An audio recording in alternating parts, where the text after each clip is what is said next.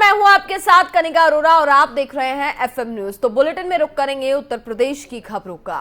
गोरखपुर विश्वविद्यालय में पहले राष्ट्रीय पुरातन छात्र सम्मेलन का आगाज किया गया। 3 दिवसीय सम्मेलन का उद्घाटन रविवार को किया जाएगा। उद्घाटन का कार्यक्रम विश्वविद्यालय के दीक्षा भवन में आयोजित होगा। इस समारोह में मुख्य अतिथि के तौर पर रक्षा मंत्री और विश्वविद्यालय के पुरातन छात्र राजनाथ सिंह भी इसमें साथ में मौजूद रहेंगे। वहीं जानकारी के मुताबिक इस समारोह में देश भर के दिग्गज भी शामिल होने जा रहे हैं। इस सम्मेलन में ऑफलाइन और ऑनलाइन मोड में 23,000 से अधिक पुरातन छात्रों के जुड़ने की संभावना है। पहले दिन कॉमर्स और शिक्षा संकाय के पुरातन छात्रों का सम्मेलन होगा। इसके साथ ही एजुकेशन इंडस्ट्री इंटरफेस विषय पर भी कार्यशाला आयोजित की जाएगी। सम्मेलन में विश्वविद्यालय के नामचीन 31 पुराने छात्रों को डिस्टिंग्विश एल्यूमिनाई अवार्ड से सम्मानित किया जाएगा। सम्मानित होने वालों में रक्षा मंत्री राजनाथ सिंह और हाईकोर्ट के न्यायाधीश सलील कुमार राय समेत अन्य लोग इसमें शामिल होंगे।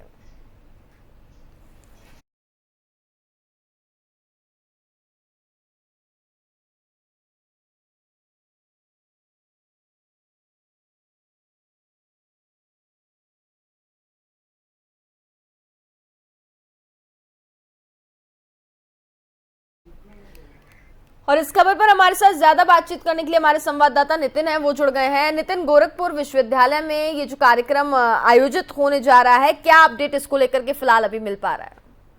बिल्कुल, आपको बताना चाहूंगा कि गोरखपुर विश्वविद्यालय का पहला पुरातन छात्र सम्मेलन शनिवार यानी आज से स्टार्ट हो रहा है। 3 दिवसीय सम्मेलन उद्घाटन स्थापना दिवस पर यानी 1 मई को होगा, जिसके मुख्य अतिथि तौर पर रक्षा मंत्री व राजनाथ सिंह मौजूद होंगे। पुरातन छात्र राजनाथ सिंह से मिलेंगे और इस कार्यक्रम में आने की देश में भर में दिग्गजों की सहमति दे दी गई है। और आपको बताना चाहूंगा ये सभी विश्वविद्यालय के पूर्व विद्यार्थी हैं और आज प्रमुख पदों पर आसीन है। ऐसे 31 पूर्व छात्रों को डिस्टिंग्विश एल्यूमिनाई सम्मान से सम्मानित किया जाएगा।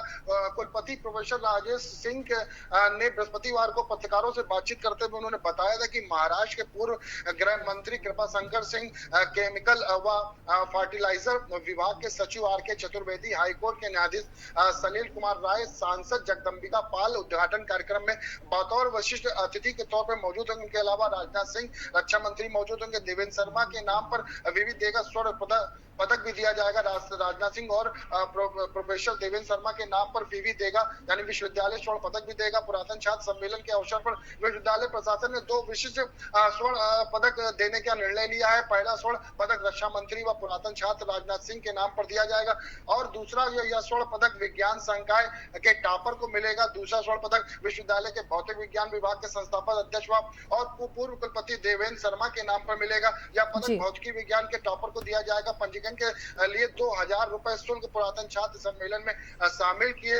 शामिल होने के लिए विश्वविद्यालय प्रशासन ने 2,000 रुपए शुल्क निर्धारित किया है। पुरातन छात्र के संगठन की वार्षिक सदस्यता के लिए 250 रुपए, आजीवन सदस्यता के लिए 1100 रुपए शुल्क निर्धारित किया गया है। आपको बताना चाहूंगा कि 39 साल बाद IAS आर के चतुर्वेदी को मिलेगा गोल्ड मेडल, जो वर्तमान में भारत सरकार के रसायन और प्रोटोकेमिकल विभाग में सचिव के पद पर कार्यरत हैं और 39 साल पहले भूगोल विषय के परास्नातक के टॉपर रहे। आर के चतुर्वेदी। IAS को पुरातन छात्र सम्मेलन में गोल्ड मेडल दिया जाएगा। मध्य प्रदेश काडर के IAS अधिकारी चतुर्वेदी अब तक गोल्ड मेडल लेने के लिए नहीं आ पाए थे। कुलपति प्रोफेसर राजेश सिंह ने उन्हें सम्मेलन के लिए आमंत्रण भेजा था। उन्होंने इस बात का जिक्र किया। जानकारी के मुताबिक आपको बताना चाहूंगा कि आर के चतुर्वेदी परीक्षा देने के बाद सिविल सेवा की तैयारी में व्यस्त हो गए थे, इस कारण वह नहीं आ पाए थे। लेकिन सबसे अहम बात जो बताऊंगा कि इनके जो कार्यक्रम निर्धारित किए वो मैं आपको बताना चाहूंगा कि यानी आज 30 अप्रैल है, तो वह जिस तरह शाम 4 बजे प्रशासनिक भवन में कमेटी हॉल में कार्यक्रम होगा। उसके बाद कॉमर्स संकाय पुरातन छात्र सम्मेलन शाम 4 बजे से शुरू हो जाएगा। शिक्षा संकाय पुरातन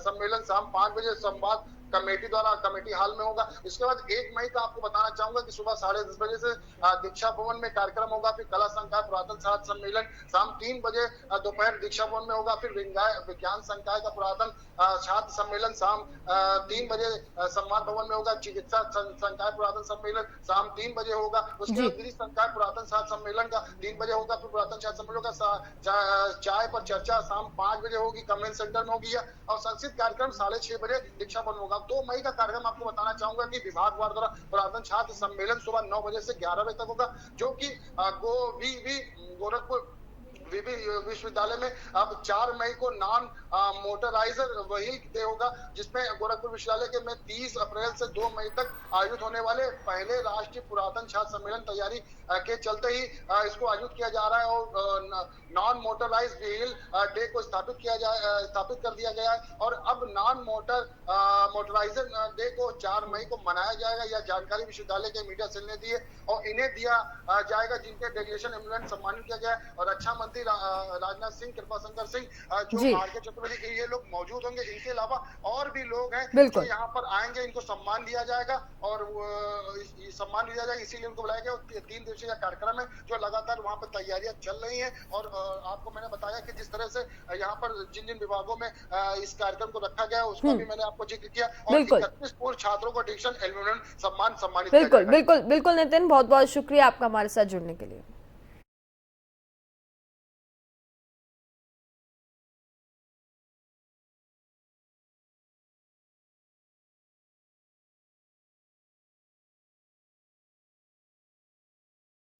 खाद्य एवं रसद विभाग ने यह फैसला लिया है, अब गांव-गांव जाकर गेहूं की खरीद की जाएगी। प्रदेश भर में गेहूं की खरीद के लिए लगभग 5,500 सरकारी क्रम केंद्रों को स्थापित किया गया है, जहां किसानों की बेहतरी के मद्देनजर कार्य केंद्रों पर पेयजल और अन्य जरूरी इंतजाम भी किए गए हैं। इसके बावजूद भी पिछले 1 महीने में सिर्फ 1.28 लाख मीट्रिक टन गेहूं ही खरीद हो पाई है, जबकि सरकार ने 60 लाख टन गेहूं खरीद का लक्ष्य रखा है। जानकारी के मुताबिक बाजारों में गेहूं का 2300 रुपए प्रति क्विंटल तक का भाव मिल रहा है, जबकि सरकारी केंद्रों पर गेहूं की कीमत 2015 रुपए प्रति क्विंटल बताई जा रही है। इसलिए ज्यादातर किसान सरकारी केंद्रों की बजाय मार्केट का रुख कर रहे हैं, जिसके चलते मोबाइल क्रय केंद्रों के माध्यम से गेहूं खरीदने का निर्णय लिया गया है।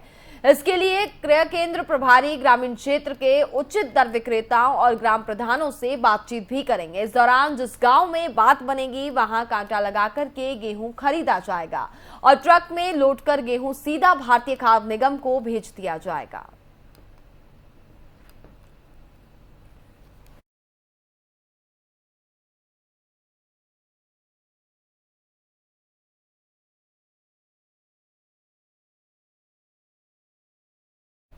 खबरों में आगे बढ़ते हैं। रोडवेज बसों में यात्रा करना अब और आसान हो जाएगा। रोडवेज बसों में सफर करने वाले 5 से 12 साल के बच्चों को आधे टिकट में फुल सीट दी जाएगी। वैसे ये नियम काफी समय पहले ही लागू कर दिया गया था, लेकिन इससे संबंधित यात्रियों की काफी शिकायत भी रहती थी। लोगों का कहना है कि बस पूरी फुल होने के बाद भी कंडक्टर यात्रियों से बच्चों को गोद में बिठाने के लिए कहता है। हाफ टिकट लिए जाने के बावजूद भी 5 से 12 वर्ष के बच्चों को सीट ना दिए जाने के मामले में रोडवेज प्रशासन ने कहा कि अगर किसी बच्चे को हाफ टिकट ली जा रही है तो उसे बैठने के लिए सीट दी जाएगी। इसे लेकर के एमडी रोडवेज ने सभी आरएम और एसआरएम से कहा है कि हाफ टिकट लेने वाले बच्चों को पूरी सीट अब दी जानी चाहिए।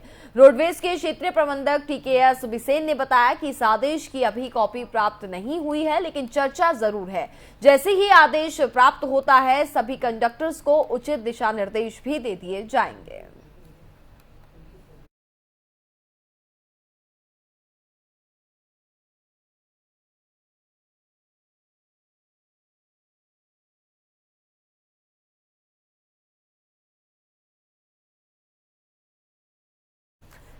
बच्चों को कलम पकड़ाने की उम्र में उनसे घास कटवाए जा रहे हैं। ऐसा ही एक मामला कपसाई गांव में स्थित उच्च प्राथमिक स्कूल से सुनने को मिल रहा है, जहां शिक्षक छात्रों को पढ़ाने की जगह उनसे घास कटवा रहे हैं। गांव कपसाई मदरपुर स्थित उच्च प्राथमिक स्कूल में बच्चों से घास कटवाने का ये वीडियो काफी तेजी से वायरल हो रहा है। अध्यापकों द्वारा बच्चों से झाड़ कटवाने, घास कटवाने के मामले पहले भी सामने आते रहे हैं और कई बार ऐसे मामलों में संबंधित अध्यापकों पर कार्रवाई भी हुई है। बावजूद इसके शिक्षकों में सुधार नहीं दिख रहा है। बेसिक शिक्षा अधिकारी अखंड प्रताप सिंह का कहना है कि ये मामला संज्ञान में आने पर क्षेत्र के एबीएसए को जांच के आदेश दे दिए गए हैं। इसके साथ ही जांच रिपोर्ट मिलने पर आगामी कार्रवाई भी की जाएगी। तो ये तस्वीरें हम आपको दिखा रहे हैं जहां बच्चों को पढ़ाई करने के बजाय उनसे घास कटवाई जा रही है। तो बच्चों के भविष्य के साथ किस तरीके से शिक्षक जो है वो खिलवाड़ करते हुए नजर आ रहे हैं। इस तस्वीरों में आप साफ तौर पर देख सकते हैं मासूम मासूम छोटे बच्चे हैं जिनसे घास कटवाई जा रही है।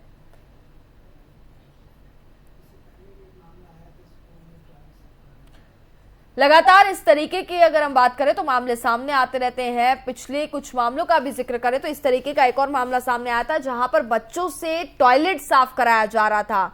बावजूद इसके अगर हम बात करें तो शिक्षक जो हैं वो इस तरीके की जो हरकतें हो रही हैं उससे बचते हुए नजर नहीं आ रहे हैं। और एक और तस्वीर जो है वो सामने आ गई है। इस तस्वीरों में आप साफ तौर पर देख सकते हैं कि शिक्षक जो है वो बच्चों से घास कटवाते हुए नजर आ रहे हैं। जहां एक और माँ बाप अपने बच्चों को स्कूल में पढ़ने के लिए भेजता है तो वहां बच्चों के साथ इस तरीके का व्यवहार किया जा रहा है। बच्चों के भविष्य के साथ खिलवाड़ होता हुआ साफ तौर पर देखा जा रहा है। ये तस्वीरों में आप देख सकते हैं कि मासूम बच्चों से घास कटवाते हुए शिक्षक नजर आ रहे हैं और इस तरीके की जो वारदातें हैं वो थमने का नाम भी नहीं ले रही हैं। लगातार इस तरीके के जो मामले हैं वो सामने आते रहते हैं। स्कूल में अगर बात की जाए तो जहां एक और बच्चों से टॉयलेट साफ कराया जाता है तो वहीं दूसरी ओर बच्चों से घास कटवाई जा रही है। और ये वीडियो सोशल मीडिया पर काफी तेजी से वायरल भी हो रहा है। अब देखना यह होगा कि इस पूरे मामले पर क्या कुछ कार्रवाई की जाती है और स्कूल प्रशासन अब इससे कैसे बचता हुआ नजर आता है।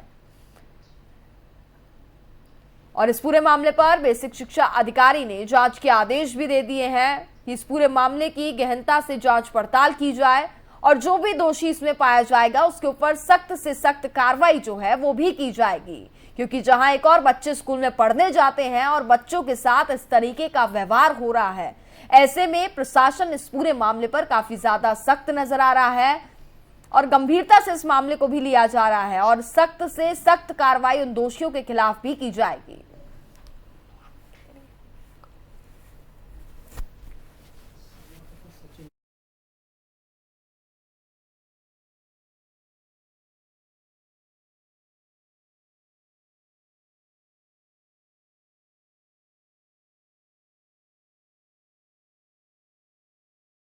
और हमारे साथ ज्यादा जानकारी के लिए हमारे संवाददाता सचिन हैं, वो जुड़ गए हैं। सचिन, इस तरीके के जो मामले हैं वो लगातार सामने आते रहते हैं जहां एक और बच्चों के भविष्य के साथ जो खिलवाड़ है वो साफ तौर पर देखा जा रहा है।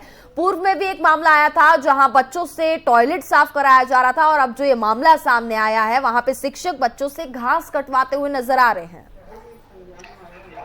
जी बिल्कुल, देखिए प्राथमिक विद्यालय की एक और बेहद शर्मनाक तस्वीर इस समय सामने आई है जो कि ऊंचा गांव ब्लॉक के गांव महमूदपुर कपसाई स्थित प्राथमिक विद्यालय की है, जिसका सोशल मीडिया पर एक वीडियो जमकर वायरल हो रहा है जिसमें आप देख सकते हैं कि स्कूल के छोटे छोटे बच्चे हाथ में दराती लेकर के स्कूल परिसर के अंदर घास काटते हुए नजर आ रहे हैं। बिल्कुल, इस पूरे मामले पर अगर बात करें तो कार्रवाई के आदेश भी दे दिए गए हैं। बेसिक शिक्षा अधिकारी ने साफ तौर पर कहा है कि इस पूरे मामले की गहनता से जांच पड़ताल की जाए। लेकिन वहीं अगर हम बात करें तो स्कूल प्रबंधन जो है वो इस सबसे बचता हुआ भी नजर आता है। जहां एक और तस्वीरें सामने आ जाती हैं लेकिन सफाई देता हुआ प्रशासन, स्कूल प्रबंधन जो है वो नजर आता है। ये देखिए, सबसे बड़ा सवाल ये है कि आखिर किस तरह की जांच होती है और किस तरह की उस जांच पर कार्रवाई होती है जब ऐसे में बार बार इस तरह की शर्मनाक और मैं कहूंगा बेहद शर्मनाक तस्वीरें सामने आती हैं। अभी लगभग एक सप्ताह पहले बुलंदशहर नगर कोतवाली के ऊपरकोट स्थित प्राथमिक विद्यालय के एक वीडियो जारी हुआ था जिसमें बच्चे टॉयलेट साफ करते हुए आपको दिखाई दिए। उसके बाद में आज ये सोशल मीडिया पर वीडियो जारी हुआ है जिसमें छोटे छोटे बच्चे दराती लेकर स्कूल पे घास काटते नजर आ रहे हैं। सवाल ये है कि अगर बच्चों को, जो कि देश का भविष्य होते हैं, अगर घास ही काटनी है तो स्कूलों की जरूरत क्या है? बिल्कुल बिल्कुल, फिलहाल देखना होगा सचिन इस पूरे मामले पर आगे क्या कुछ कार्रवाई जो है वो की जाती है, चूंकि बच्चों के भविष्य के साथ लगातार खिलवाड़ होता हुआ देखा जा रहा है।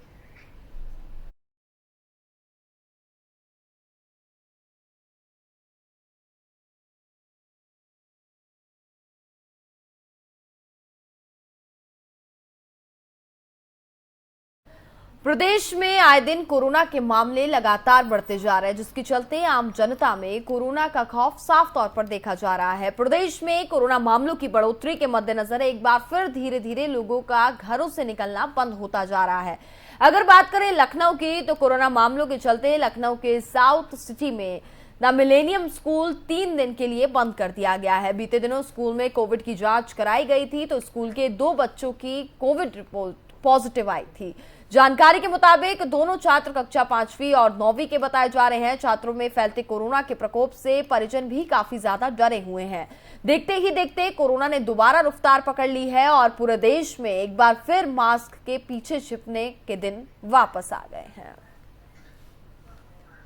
तो लगातार प्रदेश में कोरोना का जो ग्राफ है वो काफी तेजी से बढ़ता जा रहा है। लखनऊ में भी कोरोना के जो मामले हैं वो अब तेजी से बढ़ते जा रहे हैं, जिसके चलते बात की जाए तो द मिलेनियम स्कूल 3 दिनों के लिए बंद कर दिया गया है, चूंकि वहां पर कोविड की जांच कराई गई, जिस दौरान कई बच्चे कोरोना संक्रमित पाए गए थे, जिसके चलते फिलहाल स्कूल को भी बंद कर दिया गया है। और हमारे साथ इस खबर पर ज्यादा बातचीत करने के लिए हमारे संवाददाता नितिन हैं, वो जुड़ गए हैं। नितिन, बात करें तो जहां देश में लगातार कोरोना का ग्राफ तेजी से बढ़ता जा रहा है, लेकिन वहीं उत्तर प्रदेश की अगर हम बात करें तो लखनऊ में भी अब कोरोना के मामले एक बार फिर से तेजी से बढ़ते हुए नजर आ रहे हैं और वहीं स्कूल्स को एक बार फिर से बंद किया जा रहा है, क्योंकि स्कूल में अब जो बच्चे हैं वो भी कोरोना की चपेट में आते हुए नजर आ रहे हैं। बिल्कुल, आपको बताना चाहूंगा कनका कि जिस तरह से कोरोना ने लखनऊ में पैर पसार लिए हैं, जिस तरह स्वास्थ्य विभाग ने इंतजाम किए थे, लेकिन स्कूलों में जो व्यवस्थाएं चल रही हैं उनको देखते हुए कई पेशेंट मिल रहे हैं। मिलेनियम स्कूल की बात कर ली जाए, यहाँ पे 2 छात्रों समेत 21 नए संक्रमित लोग मिले हैं। स्कूल के 2 दिन को लिए बंद किया गया है, सैनिटाइजर कराया जाएगा, उसके बाद स्कूल खोला जाएगा। स्वास्थ्य विभाग की माने जाए तो अफसरों का कहना है कि पॉजिटिव निकले बच्चों के संपर्क में आने वाले स्टूडेंट संक्रमित नहीं मिले हैं, जो राहत की बात है। और ऐसे में इसकी आशंका भी है कि बच्चे स्कूल की जगह घर में वायरस की चपेट में आए हैं। फिलहाल सभी बच्चों को होम आइसोलेट में रखा गया है और हल्के लक्षण दिखाई दे रहे हैं। लखनऊ में स्कूली बच्चों के संक्रमित होने का सिलसिला थम नहीं रहा है, क्योंकि ला मार्टिनिया गर्ल्स कॉलेज, कैथेड्रल कॉलेज, फिर उसका डीपीएस के बाद अब मिलेनियम स्कूल में 2 बच्चे संक्रमित मिले हैं और 5वीं 9वीं क्लास में पढ़ने वाले 2 ये छात्र सगे भाई हैं। इनके अलावा 19 लोग जो शुक्रवार को शहर में पॉजिटिव पाए गए थे, हल्के लक्षण दिखाई पड़ रहे थे। जांच के बाद रिपोर्ट पॉजिटिव आने के बाद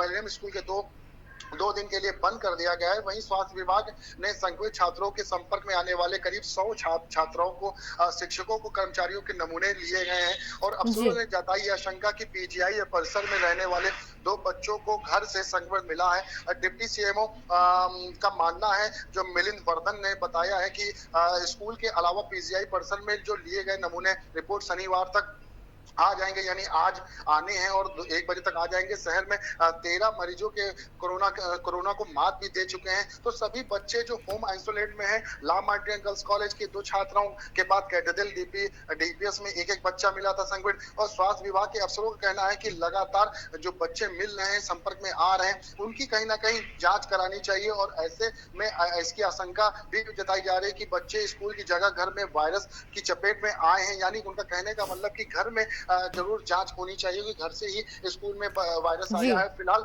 सभी बच्चे होम आइसोलेट में, लेकिन सबसे महत्वपूर्ण आपको बताना चाहूंगा कि जो सीएमओ का कहना है, डिप्टी सीएम, कि अभिभावकों की जिम्मेदारी है कि वे बच्चों को सबसे पहले कोरोना से सुरक्षित करें, बच्चों को वैक्सीन जरूर लगवाएं। इसके लिए स्कूल में लगातार शिविर भी लगाए जा रहे हैं। कहा है उन्होंने कि वैक्सीन का कोई दुष्प्रभाव नहीं है। इसके अलावा स्कूल में मास्क, सैनिटाइजर का भी इस्तेमाल किया जा रहा है। तो आपको बताना चाहूंगा कि लगातार जिस तरह से कोरोना बढ़ रहा है, अब बच्चों के ऊपर ज्यादा असर दिख रहा है, क्योंकि बच्चों को टारगेट कर रहा है। जिस तरह से 1 मई से 6 से 12 साल के बच्चों को टीका लगना शुरू हो जाएगा, तो कहीं ना कहीं उनको निजात मिल सकता है। लेकिन जिस तरह से लगातार जो कोरोना बढ़ रहा है, उसमें यह भी कहा जा सकता है कि जिनकी कोरोना हो चुका है, वैक्सीन लग गई, उनको भी कहीं ना कहीं एक बार देखा जा रहा है कि उनके भी कोरोना होने के लक्षण दिख रहे हैं, लेकिन इतना असर नहीं हो पा रहा है, क्योंकि इम्यूनिटी पावर उनकी ज्यादा बढ़ चुकी है वैक्सीन लगने से, इसलिए उनके ऊपर असर नहीं लगा। लेकिन बच्चों के ऊपर ज्यादा प्रभाव दिखा रहा है कि बच्चों की इम्यूनिटी पावर कम रहती है और उनके ऊपर जिस तरह से कोरोना लक्षण दिखाई दे रहे हैं, तो ये एक बहुत चिंता का विषय है और इस पर जरूर कोई ना कोई ठोस कदम उठाना चाहिए। स्वास्थ्य विभाग और विद्यालयों, अभिभावकों को सबको सोचना चाहिए, तभी कुछ नतीजा निकलेगा। जी बिल्कुल नितिन, बहुत बहुत शुक्रिया आपका हमारे साथ जुड़ने के लिए।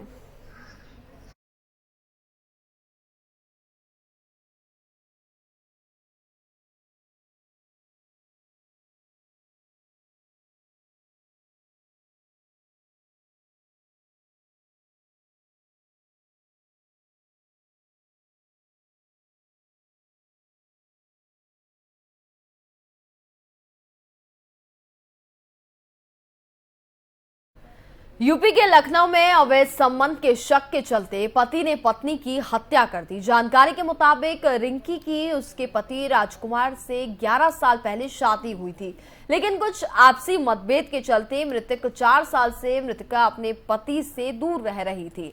आरोपी के 3 बच्चे भी थे, जिनमें से 2 बड़े बेटे आरोपी के साथ रहते थे और छोटा बेटा रिंकी के साथ रहता था। जानकारी के अनुसार आरोपी को अपनी पत्नी के ऊपर अवैध संबंध का शक था, जिसके चलते बीते दिनों आरोपी ने धारदार हथियार से कई बार वार कर अपनी पत्नी को मौत के घाट उतार दिया।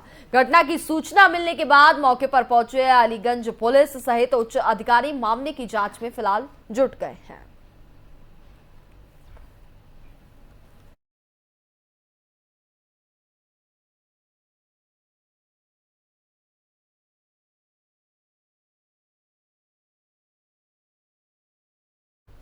और इस मामले पर हमारे साथ ज्यादा बातचीत करने के लिए हमारे संवाददाता नीरज जुड़ गए हैं। नीरज, इस पूरे मामले पर जानना चाहेंगे, आखिरकार क्या अपडेट अभी मिल पा रहा है, आखिरकार क्यों पति ने अपनी पत्नी की हत्या कर दी?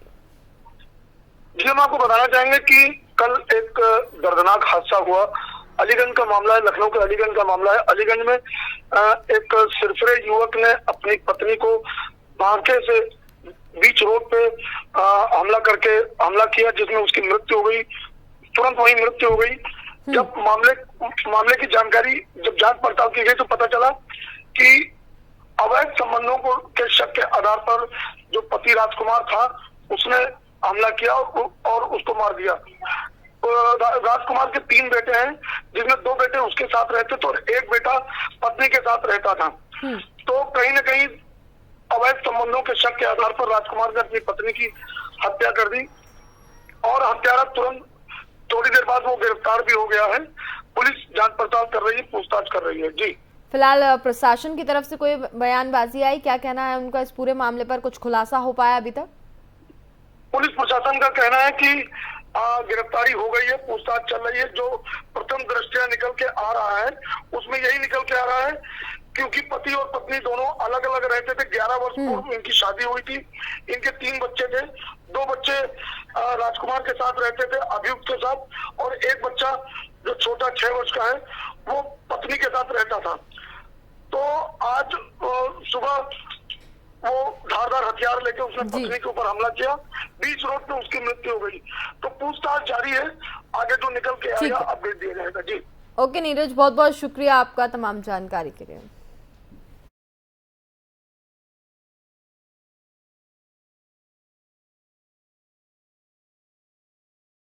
और इसी के साथ फिलहाल इस बुलेटिन में बस इतना ही। देखते रहिए FM न्यूज। नमस्कार।